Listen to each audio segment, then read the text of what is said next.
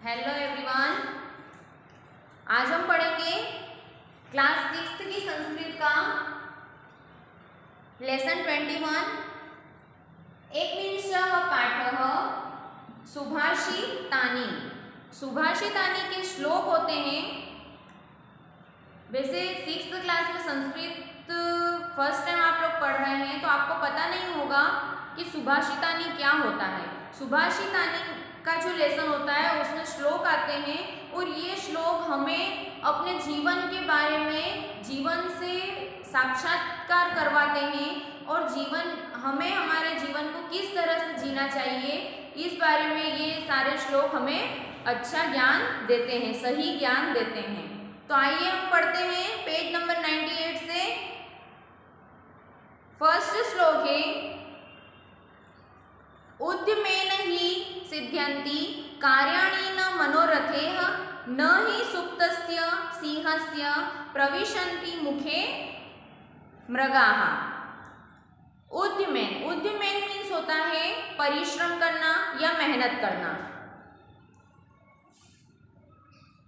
मेहनत करने से ही कार्य सिद्ध होते हैं। हम यदि कोई भी काम कर रहे हैं तो उस काम को करने के लिए हमें मेहनत करना ही पड़ेगी। इसलिए अगर हम मेहनत करते हैं तो वो काम अवश्य ही होगा और कंप्लीट होगा।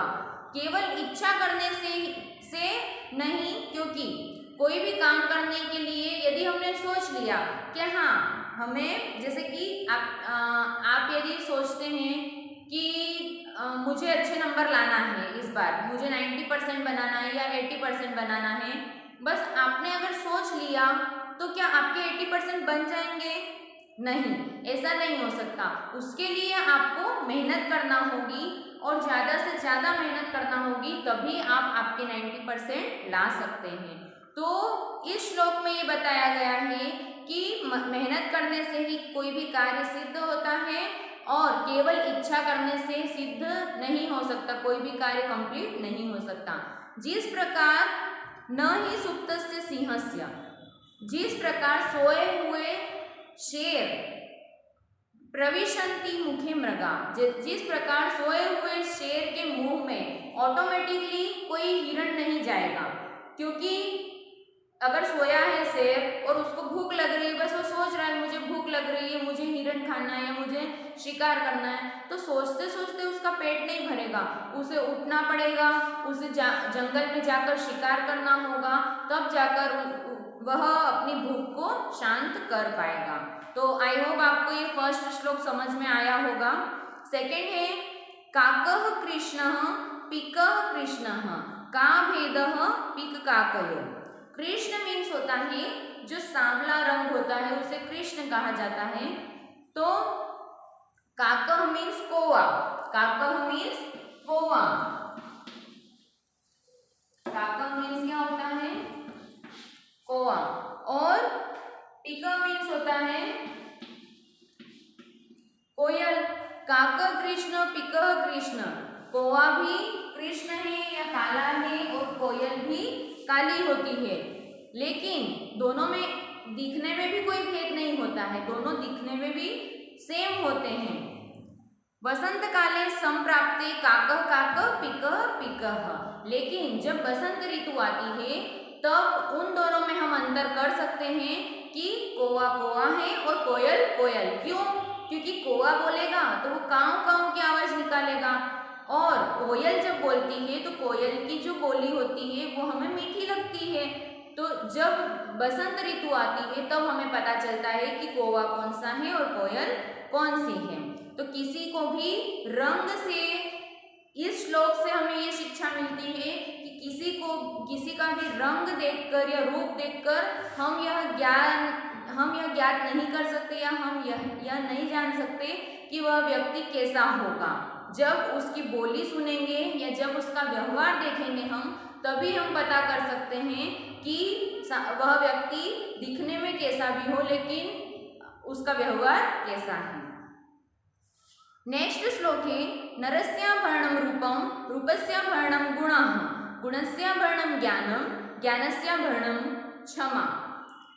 नरस्याभरणं रूपम, नर का आभूषण रूप है। कोई इंसान है, कोई मनुष्य है, तो उसका आभूषण क्या होता है? रूप होता है, उसका रूप होता है। लेकिन रूपस्याभरणं गुणः, लेकिन उसका रूप तो है, बट अगर उसमें गुण ही नहीं है तो उसका रूप किस काम का? तो रूप का आभूषण गुण होता है कि उस व्यक्ति में रूप तो है लेकिन साथ साथ उसमें गुण भी होना चाहिए, अच्छे गुण होना चाहिए। गुणस्याभरणं ज्ञानम, गुण का आभूषण, आभूषण मीन्स जो ज्वेलरी होती है, जेवर होते हैं, तो गुण का आभूषण क्या है? ज्ञान। अगर किसी व्यक्ति में ज्ञान है, गुण है, तो उसमें ज्ञान भी रहेगा। और ज्ञानस्याभरणं क्षमा, और ज्ञान का आभूषण होता है क्षमा। यदि किसी व्यक्ति कोई गलती कर देता है तो हमें उसको माफ करने की जो एक हिम्मत होना चाहिए, वो होना चाहिए किसी भी मनुष्य में, कि किसी भी व्यक्ति को हम क्षमा कर सके। तो ज्ञानी व्यक्ति जो होता है वो समझदारी के साथ गलती करने वाले व्यक्ति को क्षमा कर देता है। इसलिए कहा गया है कि पूरे श्लोक में मनुष्य का आभूषण क्षमा होना चाहिए। जिस व्यक्ति में किसी को क्षमा प्रदान करने की क्षमता होती है वही व्यक्ति इन सभी के लायक होता है। नेक्स्ट श्लोक है श्लोक नंबर 4।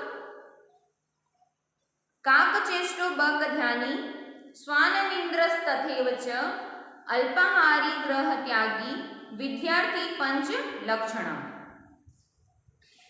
काक मीन्स कौवा, कौवे जैसी चेष्टा।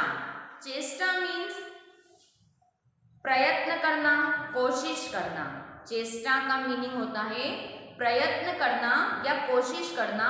तो कौवे जैसी कोशिश करना। जैसे एक कौवा है, आपने वो कहानी जरूर सुनी होगी, एक कौवा प्यासा था, घड़े में थोड़ा पानी था। तो जब कौवे को पानी पीना है तो वह मेहनत करेगा, कहीं से भी उसने कंकर लाकर डाले, बहुत सारे एक एक करके उसने पूरा घड़ा भरा, तब जाकर वो पानी ऊपर आता है और फिर कौवा पीता है। लेकिन इससे पता चलता है कि कौवा कभी भी मेहनत करने से पीछे नहीं हटता। तो हमें कौवे जैसा चेष्टावान बनना है। बक ध्यानी, बगुले जैसा ध्यान। ये एक विद्यार्थी के बारे में, विद्यार्थी के 5 लक्षण बताए जा रहे हैं कि जो विद्यार्थी होता है, पढ़ने वाला छात्र होता है, उसमें कौन कौन से 5 लक्षण होना चाहिए। तो कौवे जैसी चेष्टा होना चाहिए कि कौवे जैसी वो मेहनत कर सके। बगुले जैसा ध्यान होना चाहिए। बगुला जो होता है ना, वो पानी के अंदर, तालाब के अंदर अगर कोई मछली तैर रही है तो उड़ता उड़ता जाकर और वो तालाब में से उस मछली को पकड़कर और निकाल लेता है। इतना ध्यान उसका, इतना कॉन्सेंट्रेट होकर वह अपना काम करता है। तो बगुले जैसा ध्यान होना चाहिए। स्वान निन्द्रस्तथैव च, स्वान मीन्स होता है कुत्ता, कुत्ते जैसी नींद होना चाहिए। कभी भी आपने देखा होगा कि कोई कुत्ता अगर सोया हुआ है तो उसके पास से हम निकल जाते हैं ना, तो उसकी नींद खुल जाती है। या थोड़ा सा हमने आवाज लगा दी रोटी डालने के लिए तो तब भी उसकी नींद खुल जाती है। तो कुत्ते जैसी नींद होना चाहिए एक विद्यार्थी के अंदर कि उसको इतनी कच्ची नींद उसकी होना चाहिए। अल्पाहारी, अल्पाहारी मीन्स होता है कम खाने वाला, लिमिट में खाना खाने वाला। ऐसा नहीं कि खाए जा रहे हैं और फिर खा कर नींद आ रही है, और नींद आ रही है तो फिर सो रहे हैं, ऐसे सो रहे हैं कि पढ़ाई का कोई ध्यान ही नहीं है, इसलिए कम खाने वाला। और गृह त्यागी, गृह त्यागी मीन्स घर से कोई मतलब नहीं, ऐसा व्यक्ति विद्यार्थी। ये 5 विद्यार्थी के लक्षण होना चाहिए। कौवे जैसी चेष्टा, बगुले जैसा ध्यान, कुत्ते जैसी नींद, कम खाने वाला और ग्रह को त्यागने वाला। इतनी हिम्मत होना चाहिए कि घर को त्याग करके पढ़ाई कर सके। आई होप आपको ये 4 श्लोक समझ में आए होंगे। अब नेक्स्ट 4 श्लोक आप इस लेसन के पार्ट 2, वीडियो के पार्ट 2 में देखिएगा। ये पार्ट 1 था, सॉरी फॉर दैट। बट ये पार्ट 1 था। Okay, thank you so much.